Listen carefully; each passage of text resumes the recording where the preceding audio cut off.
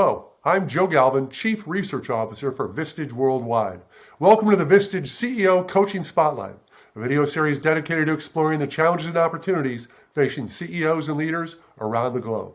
In each episode, we'll be speaking with some of the world's best and brightest executive coaches, seasoned mentors who are on their daily leadership climb with business leaders every day, guiding them to make better decisions and become even more effective leaders. Today, we're speaking with Vistage Chair Margaret Morrison about the challenges faced by SMB CEOs today, and more importantly, what they're doing about it. Margaret chairs a Vistage CEO group in New York City area, working directly with over a dozen CEOs. She has over 35 years leading large teams and helping business leaders address the chaos and complexities that come with scaling their business. Welcome, Margaret. It's a pleasure to have you with us on the CEO Coaching Spotlight. Thank you, Joe, and it's so nice to see you again. You as well, yeah. Margaret, tell us a little bit about your climb. More importantly, as you, in your career, as you've had all these interesting jobs, what are some of the most significant leadership learnings that you've had?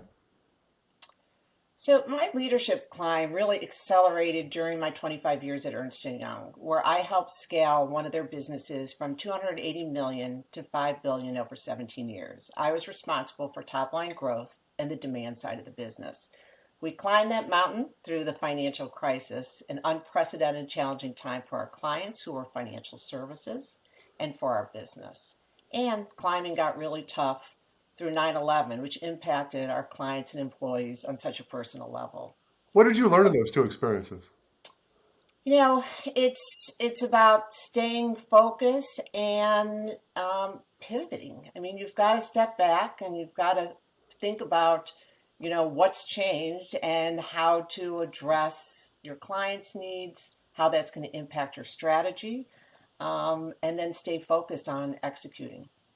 Well, you've experienced a lot in terms of what you've done in your own career, but now that you're a Vistage Chair and you work directly with CEOs, what is it that they're talking about now? What's top of mind to CEOs in the small and mid-sized business space as we sit here today? Yeah.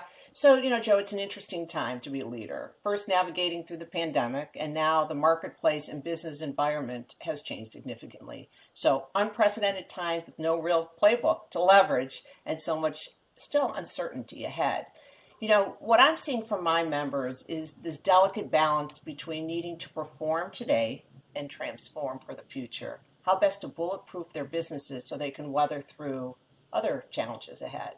There's a lot more focus on how best to scale their business, especially with challenges that they've had recruiting, retaining talent, and with the supply chain, although those have improved, but now there's a lot of uncertainty with the economy. So, it feels like there's a real undercurrent of how do I grow through this volatility, through this chaos. Our own data is 3 times more volatile the last 2 years than the prior 10. So what are some of the things you're seeing CEOs do to either continue to build and drive growth or to prepare for growth as things begin to settle down a little bit, which they'll have to? Yeah, it's such a good question. So there's probably 3 things. A big focus and no surprise is really creating that high performing culture, the foundation to any business. And that's really about aligning the client experience, branding, the employee experience and culture, and leadership, how you and your leaders lead.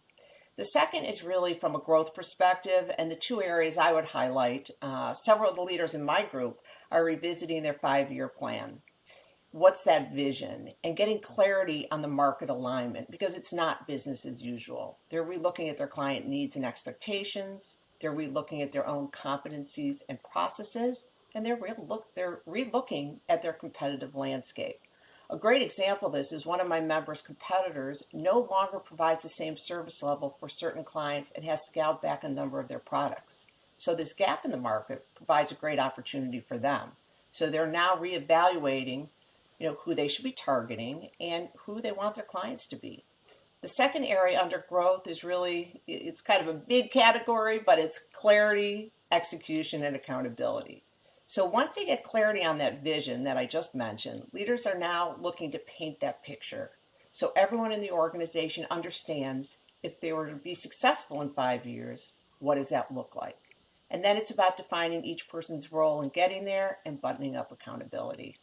One member who is planning an event in 5 or 6 years knows what he wants that revenue to be in 5 or 6 years, but he needs to complete the picture of what the rest of the organization is going to look like. And only then can he step back and say, okay, what are the needs? What are the competencies need to support that targeted growth? And then determine in more detail the metrics, the KPIs, and a robust execution plan. Well, it's interesting you mentioned the customers. Now, customers have changed. We saw a year ago this time that 78% of customers' buying behavior had changed as a result of the pandemic, and then most recently, 43% as a result of inflation. And yet you describe these remarkable stories of how leaders are repositioning or positioning their organization to capitalize on these gaps in the markets. Do you see this is going to continue, and where else can people exploit some of that? I do think it's going to continue. I think the environment is just different, Yeah. And it's not a bad thing. I mean, change is uncomfortable, but I think it is an opportunity to step back and say, are we doing the right things? Could we be doing something differently? Are there new markets we should be getting in? So I do look at it that it's a big opportunity, and it's something they need to continue to evaluate and question. Well, there's no question that change is occurring more rapidly and more at greater levels of change than we've ever experienced. There's no reason to believe that's going to let up. With that in mind, what do you think CEOs need to be thinking about right now? Beyond, I know we're all focused on hiring and retention. That's still a critical battle. Inflation is just not giving up. Supply chains healing and.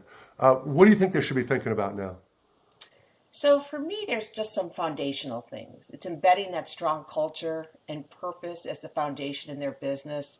There's so much research, and you know this better than anyone, and thought leadership around the value and results of a purpose-driven organization. People want to work for an organization that aligns to their values. Next, create and articulate a clear vision on where they're going and how they're going to get there, and stay laser focused on executing against that. And then finally, within the context of the vision, continue to question everything. Ask your employees quarterly, ask your clients, what's working? What should we stop doing? And what should we start doing? Well, we know that times of change and volatility usually and typically represent great growth opportunities for those that are capable of seeing it and confident enough to go out and grab it. So, Margaret, thank you so much for your insights. You're spot on, and you clearly have not just your sense of the heartbeat, but the pulse rate and blood pressure of what these leaders are working on. Any final thoughts before we go? Well, Joe, I'm an optimist, and it continues to be a time of change, but with change comes opportunity. Opportunity to pivot, to provide new services, service new clients, become more effective, more efficient, and a time of change presents a huge opportunity to lead. A quote I love from JFK is, "Change is the law of life, and those who look only to the past or present are certain to miss the future." Well, there's no question our future is coming up on us quick, and your members are lucky to have you for guidance. I look forward to talking to you again. And I thank everyone here for listening to and watching the Vistage CEO Coaching Spotlight. If you enjoyed this talk, be sure to share it with colleagues who you think will find it valuable. For more information and guidance on the top issues you're facing as a leader, visit www.vistage.com. Margaret, thank you so much. Thank you.